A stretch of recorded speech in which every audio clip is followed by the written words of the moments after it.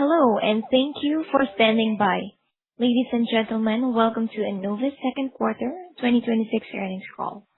Please note that this call is being recorded. At this time, all participants are in listen-only mode. There will be some opening remarks followed by a question-and-answer session. If you wish to ask a question, please press star 1 on your telephone keypad. Thank you. I'd now like to turn the call over to Kyle Rose, Vice President, Investor Relations. Please go ahead. Good morning, everyone, and thank you for joining us today for our second quarter 2026 earnings conference call. I'm Kyle Rose, Vice President of Investor Relations. Joining me on the call this morning are Damien McDonald, Chief Executive Officer, and Ben Berry, our Chief Financial Officer. Our earnings release was issued earlier this morning and is available in the investor section of our website, enovis.com. We also posted a slide presentation to accompany today's call on our website. Both the audio and the slide presentation of this call will be archived on the website later this afternoon. During the call, we'll be making some forward-looking statements about our beliefs and estimates regarding future events and results. These forward-looking statements are subject to risks and uncertainties, including those set forth in the safe harbor language in today's earnings release and in our filings with the SEC. Actual results might differ materially from any forward-looking statements that we make today. The forward-looking statements speak only as of today, and we do not assume any obligation or intend to update them except as required by law. For further details regarding any non-GAAP financial measures referenced during the call today, the accompanying reconciliation information can be found in our earnings press release and in the appendix of today's slide presentation. With that, let me turn it over to Damien. Damien? Hey, thanks, Kyle. And good morning, everyone, and thank you for joining us today. On today's call, I'll start with an overview of our second quarter results, discuss performance across our two operating segments, Recon and P&R, and Ben will then walk you through our financial results and outlook for Q3 in 2026. After that, I'll come back and highlight a few quick themes before we open the call for questions. Our second quarter results demonstrated the strength and stability of our diversified product portfolio, improving execution from our global teams, and the ongoing adoption of the One Enovis mindset. We delivered organic growth of 5%, driven by 6% organic growth in Recon and 3% organic growth in P&R. In US Recon, we grew 6% organically in the second quarter, led by 8% organic growth in hips and knees. Our focused products of Nebula, ARG, and Enovis continue to gain traction, and we're excited about the momentum we're carrying into the second half of the year. In hips and knees, we continue to execute our commercial plans across the hospital and ASC settings, and Nebula continues to be a driver of growth, with over 80% of new instrumentation sets going to competitive users in Q2. Internationally, we grew 6% in Recon on an organic basis, including double-digit growth in shoulders. We continue to strengthen our global portfolio and remain positioned to take market share. Innovation is a core pillar of our growth strategy at Enovis. We have a robust pipeline of new product introductions planned across our key markets and geographies. Enovis moved into full commercial launch in the US in the second quarter, and I'm excited about the early feedback from surgeons and the commercial teams. We're using this launch as an opportunity to strategically target new customers, and we expect to see continued adoption in shoulders as we move through the second half of 2026. Now, moving to P&R, this segment grew 3% on an organic basis year over year. Global bracing grew 4%, with mid-single-digit growth in the US driven by revenue cycle management and spine bracing. Recovery Sciences and Bone Stim were another source of strength for the quarter, delivering mid to high single-digit growth, and new products are expected to start contributing more as we get into the later part of the year. So, we continue to execute across our businesses, and I'll pass it over to Ben to walk through the financial details. Thanks, Damien. Hello, everyone. We reported second quarter sales of $583 million, up 3% versus prior year on a reported basis, and up 5% on an organic basis. Reported growth included a 100 basis point tailwind from foreign currency, a 90 basis point tailwind from selling days, and a 260 basis point headwind related to the divestiture of Dr. Comfort. For the quarter, days adjusted organic growth was 4% at the enterprise level 5% in Recon, and 3% in P&R, which was in line with our guidance. Second quarter results for our international businesses were negatively impacted by the ongoing conflict in the Middle East, resulting in a 100 basis point growth headwind. This represents about a 40 basis point headwind to total Enovis growth in the quarter. For the first half, Enovis grew 4% organically, 5% days adjusted, with Recon at 7% and P&R at 3%. This growth is highlighted by strong performance in U.S. Recon, with both extremities and hip and knee growing at 8%, driven by strong commercial execution and new products. We delivered adjusted gross margins of 62%, an underlying improvement of 120 basis points, driven by an $8 million benefit from 2025 tariff refunds and operational productivity.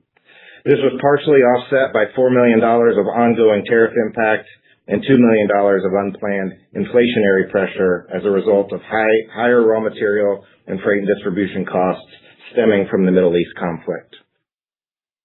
Adjusted EBITDA margin was 17.9%, an improvement of 70 basis points on an underlying basis and up 20 basis points through the first half.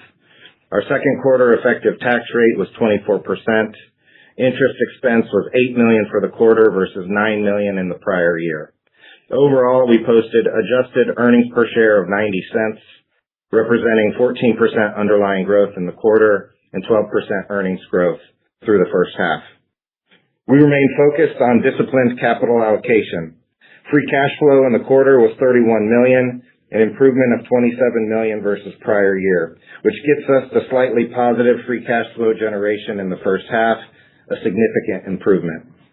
We expect to continue our positive momentum in cash flow and will continue pursuing opportunities to make investments to support growth. Turning to guidance, we are reaffirming our 2026 guidance. Commercial execution remains critical to delivering our 2026 commitments. We continue to focus the organization's attention on increasing commercial agility and targeted share gain opportunities. On the profit side, we expect the $8 million benefit from the partial tariff refund to be offset by $10 million of full-year impact from the increased inflationary environment we are currently facing. Additionally, we expect free cash flow conversion of greater than 25% in 2026, as laid out in our prior calls. In terms of quarterly phasing for the second half, we expect the third quarter to have a heavier impact by seasonality than in prior years due to market conditions in Western Europe and the continued disruption from the conflicts in the Middle East. We expect sales acceleration across both segments in the fourth quarter as we continue to scale and launch new products against the backdrop of improving market volumes as we close out the year. To summarize, second quarter was in line with our expectations given the dynamic market environment. We remain confident in the strength of our company, the diversified portfolio we've built, and the continued execution leading to consistent market share gains. Now I'll turn it back over to Damien for closing comments. Damien? Hey, thanks, Ben. Before we get into Q&A, I just want to take a few minutes to reflect on my first year. A year ago this week, I led my first earnings call at Enovis. I'd been here about 90 days and found a company that had assembled a compelling portfolio, yet was early in its journey of value creation. When I spoke to you then, I outlined 3 priorities: commercial execution and innovation, operational excellence, and financial discipline. These priorities are driving meaningful change in how we operate and remain the foundation for how we will deliver sustainable, profitable, capital-efficient growth. Most of what we did in the first year was foundational. We changed the operating cadence and attracted new talent to the senior leadership team. We put real rigor around daily management and revised our incentive plans to align with our strategic priorities. We pushed EGX deeper into the business, and we shaped the portfolio, most visibly with the divestiture of Dr. Comfort. We also put a focus around fostering a one Enovis mindset, working together across teams to drive growth and execution. With regard to commercial execution and innovation, it was clear that our teams had been stretched by complex integrations and rapid product launches, and we needed to create space for our teams to bring their A game to every customer-facing activity. We continue to grow above market in both of our business segments and still see potential for further acceleration. Innovation is a key area for our future growth, and we continue to invest in people, process, and product to remain a nimble innovator. It's clear that innovation and enabling tech will be foundational to our long-term growth strategy. This means investing in the technologies, the teams, and the capabilities that will improve clinical outcomes, optimize surgical efficiency, respond to customer preferences, and ultimately define the next generation of orthopedic surgery. On operational excellence, I said last August that high teens EBITDA margins were not sufficient for this company's ambition, and I still believe that. We held our margins through tariffs and unexpected inflationary headwinds while stepping up our investment in R&D. And our gross margins have expanded on the back of mix and productivity. Over the next year, the emphasis moves from embedding our foundational business system to optimizing our operating model. On financial discipline, for the past year, our response to every capital allocation question has been debt reduction, and it needed to be. We've since moved from negative free cash flow to positive, brought leverage down to 3.1 times, and refinanced our balance sheet to improve terms and capacity. And this is also the last year of heavy investment in the Lima integration. As the balance sheet strengthens, we're beginning to evaluate how we can advance our portfolio for durable long-term growth without losing our focus on cash generation and debt reduction. I'm more optimistic now than I was 12 months ago, and it isn't because of any single product or quarter. It's because this organization has embraced change faster than I anticipated, and I've seen what we can do when everyone is pointed in the same direction. This is the One Enovis mindset, and it's driving engagement across the organization. So before we go to Q&A, I want to thank the Enovis team for their dedication and execution over this past year. Their efforts have been instrumental in delivering meaningful changes that we've discussed and positioning Enovis for long-term success. So Kyle, why don't we open it up for Q&A? Thanks, Damien. In an effort to accommodate everyone in the Q&A session, we ask that analysts limit questions to one question and one follow-up. You are welcome to rejoin the queue, and we will fit you in if we have more time. With that, we'd like to now open it up to take questions. Operator? Thank you. We will now begin the question and answer session. If you have dialed in and would like to ask a question, please press star 1 on your telephone keypad. If you would like to withdraw your question, simply press star 1 again. At this time, I would like everyone to know that in order to ask a question, please star 1, then the number 1 on your telephone keypad. We will pause for just a moment to compile the Q&A roster. Your first question comes from the line of Ryan Zimmerman with the U.S. Bancorp, BTIG. Please go ahead. And thanks for taking our questions. I appreciate your thoughts, Damien, 1 year post the position. Maybe to begin, I'd like to drill into U.S. Recon for a moment here. You saw really nice growth, particularly in the hips and knees business. Extremities was a little softer than maybe I would have expected, given where the shoulder market's going. So maybe, Damien, you could spend a minute on kind of parsing some of that out, kind of what the dynamics are, particularly in U.S. extremities, as you think about the balance of the year. Sure. Hey, good morning, Ryan. Thanks for the question and joining us.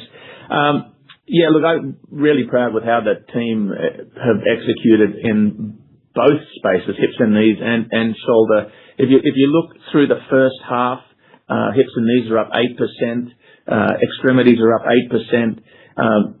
The Q2, yeah, we had some challenges there with a few things. One is we're lapping the ARG launch from last year, so it was a pretty tough comp.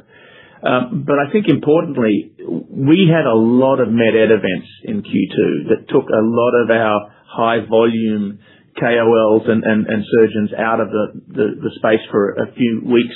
The first half performance, I think, is the thing to look at. I mean, you look at our scale, we move a couple of people here 1 week or another, and it materially affects us. So I think the first half is the way to look at it. And so as we think about the back half of the year, we've got more work coming with ARG. We've got the Arvis rollout expanding, and so that's why we're confident about the back half of the year. Understood. And maybe turning to Ben, gross margins, if you look over the last 6 quarters, have been trending favorably or so. Ben, can you just talk about your gross margin progression, where you think that can go, and what levers you have, particularly against the backdrop of some of these inflationary pressures that you're experiencing? Yeah, thanks, Ryan, for the question. I mean, it's one of the things that we're proud of in terms of how we've built the portfolio with regards to how the product mix flows through the P&L with the way that we've established the segments, and what's growing the fastest is generally coming with higher standard margins. You layer that on top with, continuing to get added benefits as we get further, downstream with regards to all the integration work that we've been doing within the Recon business, being able to start to capitalize now on some of the synergies from the Lima deal as we're consolidating and expanding production facilities in lower cost locations. And then also you've got just deeper embedded continuous improvement that we've been able to drive into both segments on P&R and Recon with regards to productivity and making sure that we're working through how do we get the most out of our manufacturing and operations supply chain. So overall, I would say it's a multi-levered effort, and we got a few tailwinds that help organically, but then it's about making sure that we're offsetting some of the surprises that come our way, like the inflationary pressure that we've been continuing to face. And then we did in the quarter get the benefit of a partial tariff refund as well. That helped in the quarter. But overall, I think as we look at it, we see a multi-year cadence of margin expansion, and a lot of that driven by gross margins. Thank you. Thank you. Your next question comes from the line of Young Lee of Jefferies. Please go ahead. All right, great. Thanks for taking the questions. I guess maybe starting with cash flows. Good to see the progress in 2Q, and it seems like you're on track for the 25+% conversion for the year. Some of the EU MDR costs and integration costs goes away soon or next year-ish. Wanted to hear a little bit more on the key drivers that gets you to 40 to 50% and then 70 to 80% after that. Hey, Young, thanks for the question. Yeah, I mean, I think you're really starting to see adjusted costs start to step down, like we've talked about. We're in year 3 of a pretty complex integration of a European asset in Lima, and we'll expect that to continue to step down even as we enter into next year and beyond. I think you're starting to see some productivity in our working capital as well. I mean, I think Damien made in his prepared remarks that we've realigned incentives around cash flow for the company, and that's an area where we're bringing more discipline and more of the EGX toolkit into making sure that there's the right organizational focus around cash flow, and it's starting to read through. So it was nice to see the first half as positive free cash flow, and generally you've seen us seasonally have a stronger second half when it comes to cash generation. Great, very helpful. And then I guess the PowerPoint comments mentioned increase in market dynamics, including in the second half as well as in Western Europe. Can you maybe unpack that a little bit for us? Which segments are more impacted, which geographies are more impacted? Yeah, Young. Look, so apart from the Middle East, right, which we've characterized well before, I think we saw some softer markets in Western Europe, inside international Western Europe, and predominantly, I would say, France, Spain, Italy. Again, it's no surprise that there are a lot of environmental things going on in those countries, and so we just see a slightly softer market in the OUS market, but particularly Western Europe. All right, great. Thank you. Thank you. Your next question comes from the line of Vijay Kumar of Evercore. Please go ahead. Hi, Damien. Good morning, and thank you for taking my question. I guess my first question is on this back half guidance, right? There's a helpful slide in the deck where you talk about your base adjusted growth by segments. And correct me if I'm wrong, CQ, I don't think that there's any days differential, so your base adjusted and reported organic should be in line-ish. That would sort of imply an acceleration from second quarter, right, on a days adjusted basis. I'm curious, CQ's, seasonally, it's softer. What is driving this optimism, and am I thinking about it the right way? Mm-hmm. Yeah. Hey, Vijay, it's Ben. Thanks for the question. I mean, I think as we made comment, I mean, we're starting to see some of the benefits of the hard work that we've been doing around really, putting muscle behind commercial execution, and scaling the new product. So, I mean, I think as we see Arvis, the demand for that and the excitement for that, starting to pick up, here, we would expect that will be a contributor for us in the second half of the year, as well as, continued penetration of Nebula and ARG. We have opportunities there to just continue the acceleration. I think on the P&R side, you're also seeing some new products and some good discipline around commercial execution that's starting to read through in customer conversions. So those will start to read through in the second half as well. I did say in my prepared remarks that we do expect a more seasonally soft Q3 than what we've seen in the past, so that will be a bit of a headwind that we'll have to offset with some of these things that I just mentioned. But overall, I think the way that you characterized it is correct. And then just a reminder that we do have one day in Q4 in terms of selling day impact, but Q3, as you mentioned, is zero impact year over year. Yeah. Just to go on the new product things. I mean, Nebula we talked about. I mean, that's continuing its rollout. It's still early days, but we're getting a lot of great customer conversions there. And you talked a little bit about P&R. I think what the team have done in Regen is really great. I mean, now the proxies are out. We are meaningfully taking share in that Regen business, and I think that's a good sign about the commercial execution from that team. And then, the Recovery Sciences team are going to be launching Revital for the laser treatment in the companion market. I mean, that's an exciting aspect and a big conversion funnel there too. So again, a lot of good things that are coming the way on both sides of the house. Understood. And then maybe Ben, one on sort of a fiscal 27 question. Look, your guidance for 26 now includes a tariff refund benefit, right? And that's being offset by higher inflation. But when you think about 27, you lose the tariff tailwind, but inflation stays, right? Is the margin algorithm for 27 changing? No, we don't expect the algorithm for 27 to change, Vijay. I think, we will continue to mitigate the inflation that's coming our way. Sometimes that takes a little bit of time. As I mentioned, there's productivity opportunities for us to continue to drive.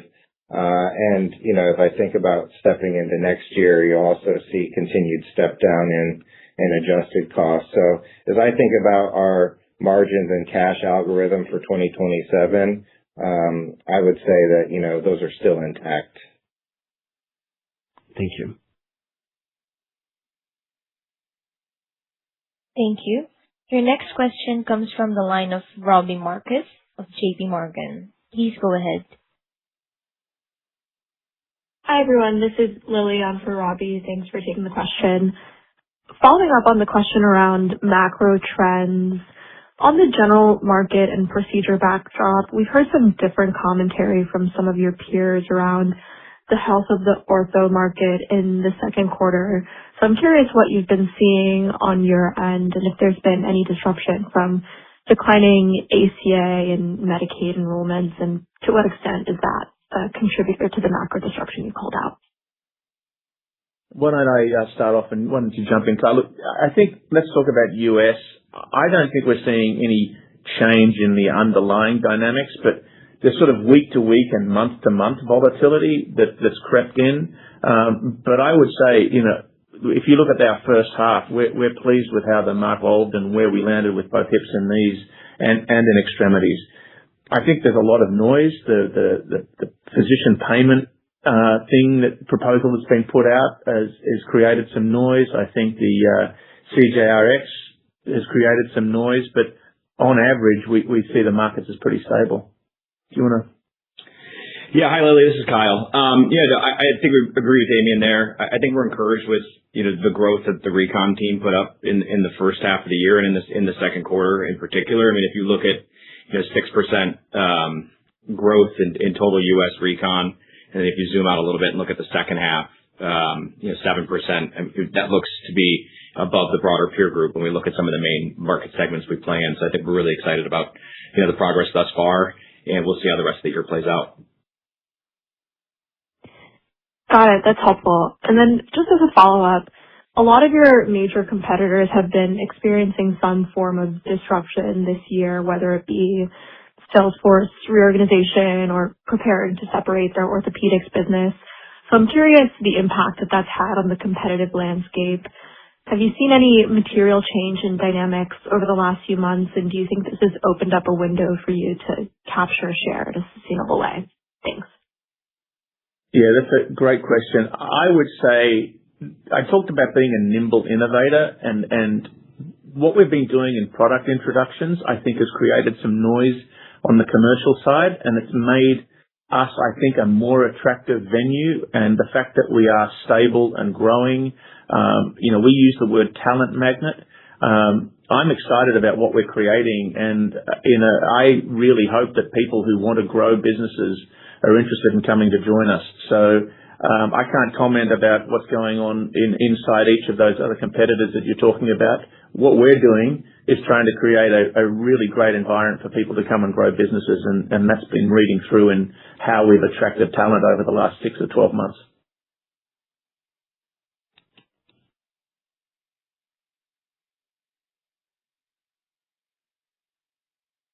Hi, Robbie. Is your line muted? I'm all set. Thank you. Thank you. Thanks, Lilia. Bye. Your next question comes from the line of Lawrence B. Jolson of Wells Fargo. Please go ahead. Good morning. This is Ross Osborne for Larry. Thanks for taking our questions. So maybe looking at Arvis, with the full commercial launch underway, can you discuss how conversations are evolving beyond the initial KOL and high-volume surgeon base? What aspects of the platform are resonating most strongly? Where are you encountering most skepticism or pushback? And what education is still required to help surgeons fully appreciate the benefits? Yeah, thanks for that, Rob. I think one of the things that we're really hearing about is just how versatile the system is. It's mobile, it's small, it really deals with, in shoulder in particular, the anatomy that's quite complex. For knee, the new gap balancing technology that we put into 2.0 is reading through. So the feedback has been very positive in both the med ed settings and the clinical settings. The demand funnel is tremendous. In the back half, we're going to be rolling it out more in shoulder and then starting into the international markets. So we're really encouraged by the early feedback, both from the clinicians and the commercial team. Their access has been improved as well by having something like this to talk about. And then as a follow-up, how do you feel about your rep headcount? Do you feel you have enough and the right people in place? And how should we think about the incremental spend coming to the model in 27? Yeah, I think we've got plenty of opportunity to, A, attract talent, given what we're doing with new product launches, but B, with what we're doing in terms of products like Arvis, the productivity per rep is improving as well. So I don't see us needing to do massive headcount hiring to achieve our goals. Like I said, if we can attract talent and use that as an opportunity for account conversion, tremendous. But that's not the predication of our model. Thank you. Thanks, Rob. Thank you. Your next question comes from the line of Keith Hinton of Freedom Capital Markets. Please go ahead. Great. Yeah, a couple of P&L cash flow questions here. Starting off with the inflation figure that you put out. I think you said about a $10 million impact. I don't recall whether you've put out a number like that before, so I'm curious, is that sort of all incremental in the last 90 days, or is that just over the course of the year? And is that $10 million impact net of sort of any price increases you can take on the P&R side, or anything else you can do to protect margins, or is that kind of a gross number that then gets netted down through those other things? Yeah, thanks, Keith. I think we started to see it really materialize at the beginning of the second quarter here, and kind of starting to read through there near the end of the quarter. So I mentioned in my remarks we had a $2 million impact in Q2. So the balance of that 8 will be in the second half of the year, probably a little bit more weighted to Q3 than Q4 as we start to build in some of the mitigation efforts. So that is a net number. And, yes, we will try to continue to pass through as much of it as we can. We've struggled with that a little bit, frankly, given some of the market dynamics and some of the competitive dynamics that we have at play. Particularly, this impacts the P&R business the most. And so we're continuing to try to balance that, because we've been under a pretty heavy inflationary environment, be it tariffs or now this Middle East conflict for a while now, and we can only do so much when it comes to, passing some of that on before we start to put some of the revenue at risk. So we're trying to balance it. We're going to try to really get after it hard in the second half, but we do think it is a bit of a detriment to the second half here in terms of how that's going to play through. Now, we did get a partial benefit of tariffs in Q2. It's not the full benefit. We don't really know how that's going to play out. Ideally, there'd be some offset that could come from that, but we're not planning on that to happen at this point.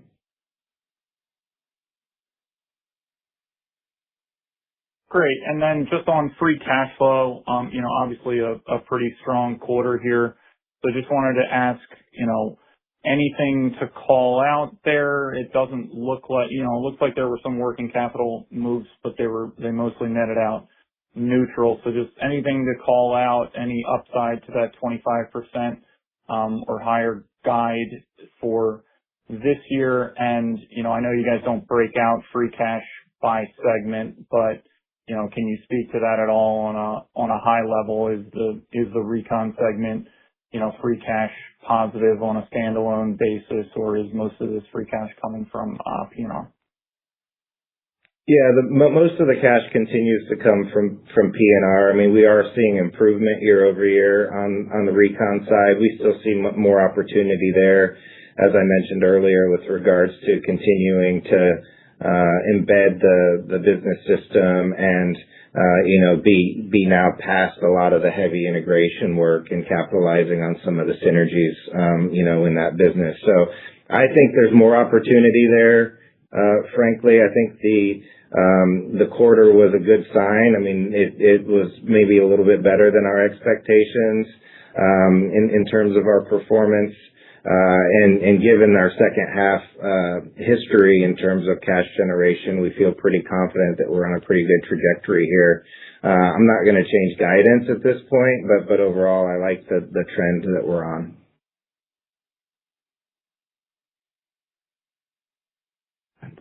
Okay, great. And just to be clear, nothing, no kind of one-timers or anything to call out in terms of the strong result? No. I mean, other than the tariff refund, but I also mentioned there were some offsets to that. So, from our standpoint, it was a pretty strong read-through of execution. Great. Thank you so much. Thanks, Keith. Thank you. Your next question comes from the line of Jeff Johnson of Baird. Please go ahead. Thank you. Good morning, guys. Damien, I just wanted to follow up. We can all debate, I guess, ACA and Medicaid and some of those issues on the U.S. market, but your European comments, France, Spain, Italy, we have picked up a few stories here and there, some transient strikes, maybe ahead of some austerity concerns or potential issues in Europe. So I guess your comments on those markets, are those due to just kind of transient strikes that, maybe disrupted a little bit in the second quarter, not sure if that'll continue, or is it more, are you seeing a slowing demand trend there or something that concerns you more on the patient or surgical volume side? Thanks. Yeah, I would say it's more weighted to the transient.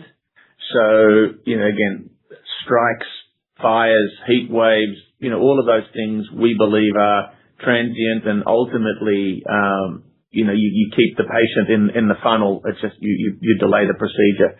I think the only thing for me is sentiment as the war in the Middle East continues, and what does that do as people reorient funding towards military spend versus healthcare.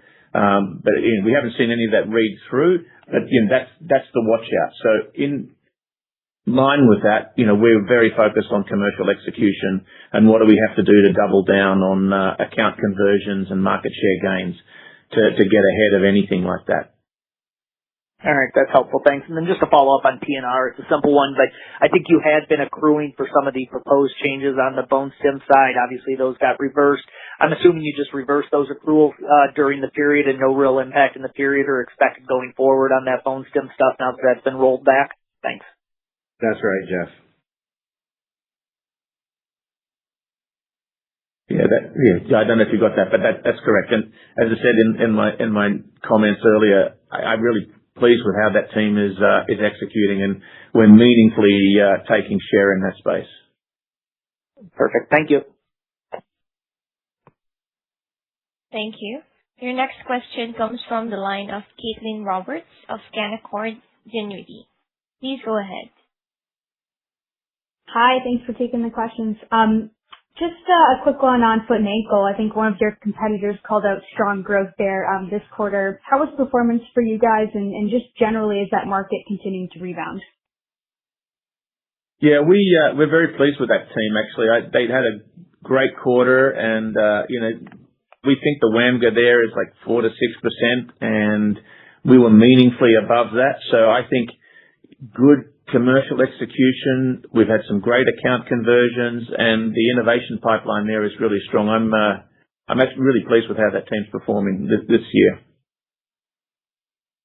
Awesome. And then just thinking about another one of your competitors has a shoulder rollout going on for their robotic system, their smaller format robotic system. How are you thinking about that versus Arvis, and have you heard kind of any comparison from surgeons in the marketplace, or not really hearing that?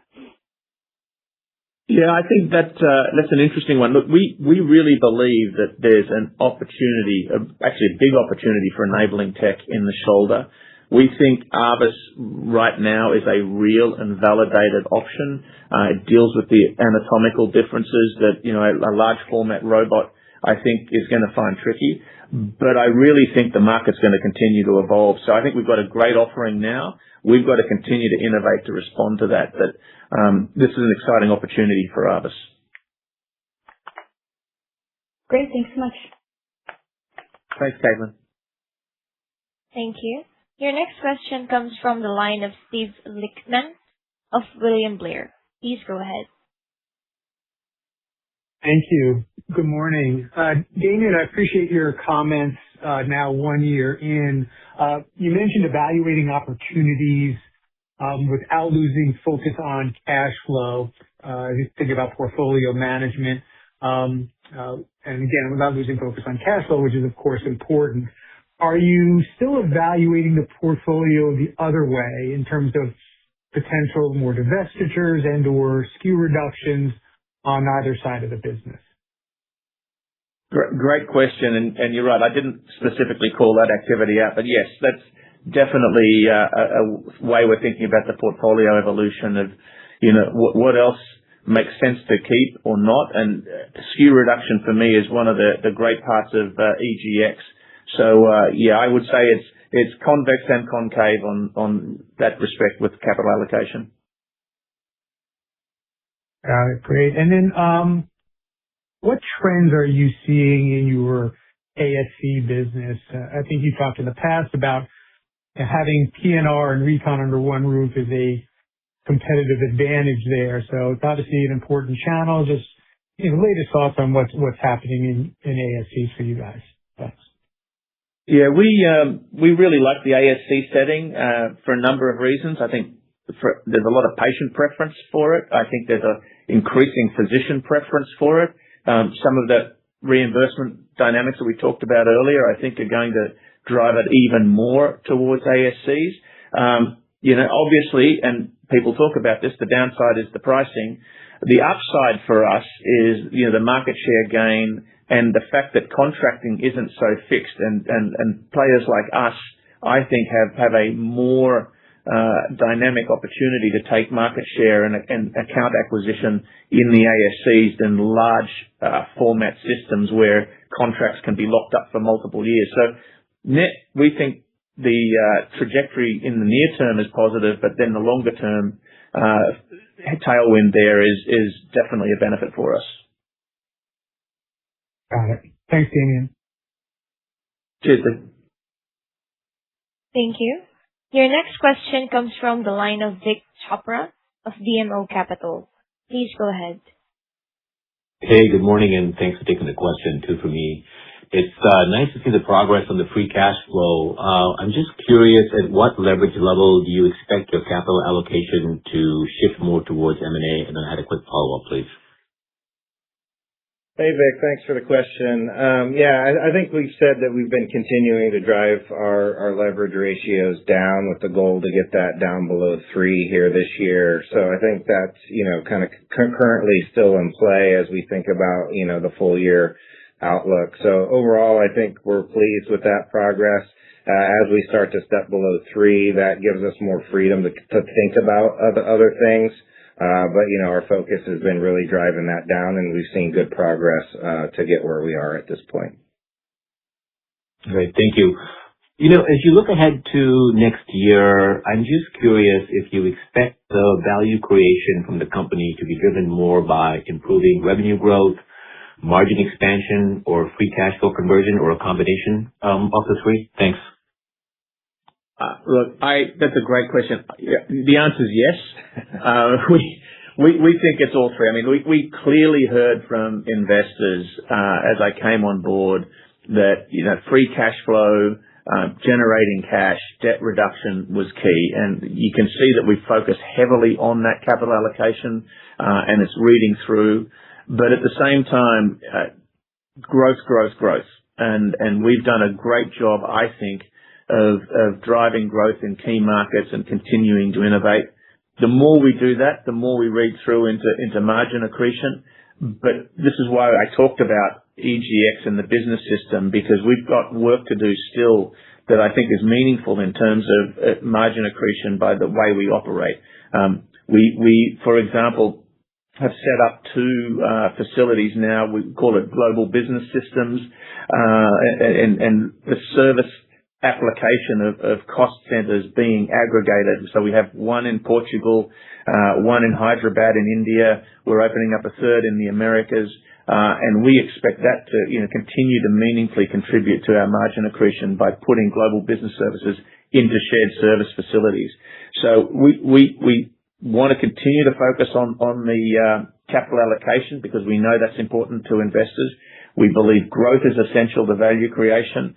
The more we do that, the more margin we accrete, but we need to change our business systems, and we're doing that meaningfully, and all three are reading through.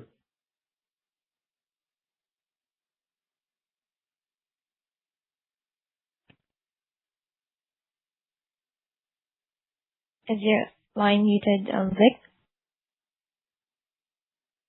I'm good. Thank you. Thanks, Vic. All right. Thank you. Your next question comes from the line of Mike Matson of Needham. Please go ahead. Hey, everybody. This is Joseph on for Mike. Damien, maybe a follow-up just on margins just a little bit, or gross margins. It's great to see significant expansion in the last 2 quarters. But just looking at the second half of the year, wondering a bit just maybe about the sustainability or the cadence of margin expansion from here. Should we be looking at second half as similar to first half, or just with tariffs and the initiatives you talked around EGX, are there some different levers that could move that materially up or down from where you guys landed in the first half?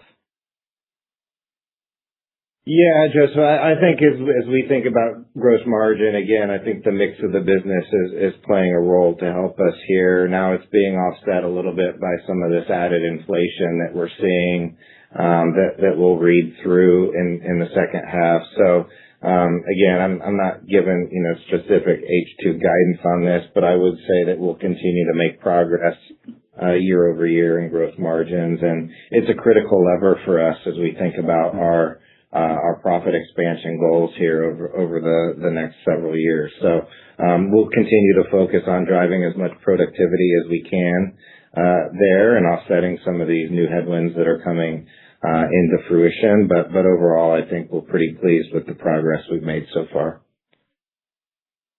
Okay, great. And then, it's good to see some of the early feedback on Arvis.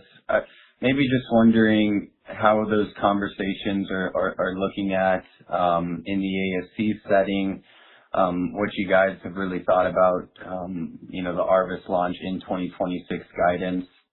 And then maybe just generally for ASC market, where do you think your market share sits at currently? Well, we don't disclose where we think about market share. We know we're definitely skewed more towards ASCs than some of our competitors. And again, I think that's a net advantage for us. The Arvis, I think, is a perfect offering for the ASCs. Again, it's mobile. You can move it between rooms easily. A clinician can take it from account to account. I think that's a big deal. And I think the economics work for ASCs very much in favor of an offering like Arvis. So for 3 different reasons, the feedback so far has been very positive. Great. Thanks very much, and congrats on a strong quarter. Thanks, Ed. Cheers. Thank you. That concludes our question and answer session. I would now like to turn the call back over to Damien McDonald, CEO, for closing remarks. Please go ahead. Thanks, everyone, for joining us today. This was an encouraging first half for 2026, and we have a lot of opportunity ahead of us. Against this complex external backdrop, it's more important than ever that we remain focused on what we can control, and it's disciplined execution through the second half of the year. So we really appreciate your continued interest and the support, and we look forward to updating you again on our third quarter in early November. Thanks a lot. Ladies and gentlemen, that concludes today's call. Thank you all for joining. You may now disconnect.